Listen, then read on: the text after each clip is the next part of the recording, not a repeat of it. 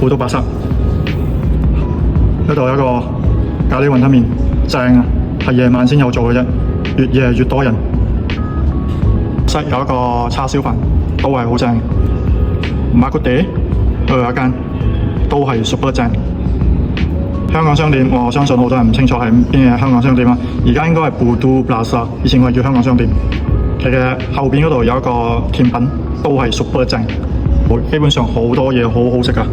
臨面有一間喺呢度，哇，超正，好多年歷史嘅都係。瓦煲雞飯呢一度都係超正，都唐人靚嘅美食喺晒呢一度。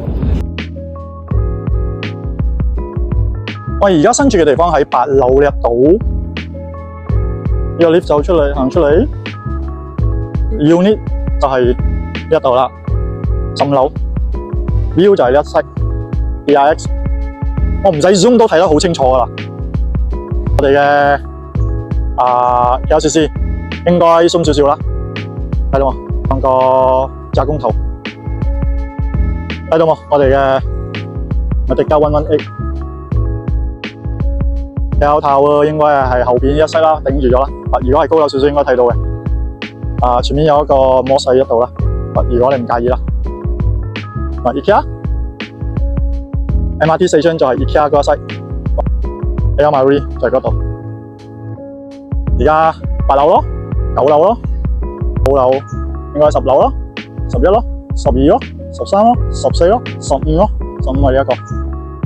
應該係呢間啦，冇錯嘅話。呢度係 gym room 咯。而呢一度值唔值得去投資咧？其實值得啦，老實講，因為價錢唔會貴，630。if 成個別，哇，實靚到冇得頂啊！630喎，拎到呢個 view 喎，有少少喎 ，less 咁大支喎，你想點喎？如果有 fit 嘅話，應該會700左右。因為佢低樓少少啦，之前我哋有 B 一間30樓嘅，都去到700千，而我有一間 B 到18樓嘅，Sasol B 係170冇記錯，嗰個係成個 B。而家低樓咪低少少咯，價錢630開始，唔需要等啊！老實講，係真係可以入場咗呢個標，而且 unit 仲係有裝修。如果呢個屋主肯捨得放 smart 咯，肯放 cabinet、shoe cabinet， 裏邊唔會差得喺邊度咗嘅。老實講，除非你同我講，我開門嘅時候佢搬走晒嗰啲嘢，跟住cabinet都幫佢整爛晒，全部拆晒，咁我冇話可講啊。But if 一開門，我相信裏邊係唔會差咗嘅，佢冇做任何搬走嘅手腳啦，因為 auction 係冇得睇裏邊嘛，老實講，所以我覺得呢個 unit 靚，冇問題。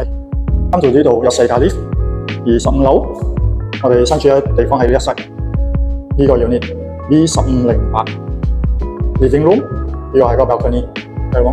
而房間有 attach 一個 bathroom， 呢一個都係間房間嚟嘅。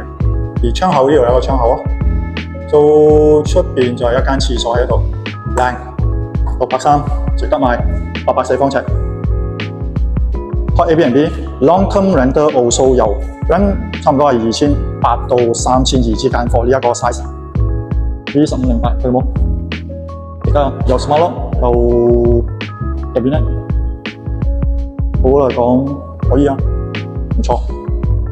If anything regarding for 呢一個auction unit，可以聯絡我，我係 KS。By the way，呢個係飛星 TRX。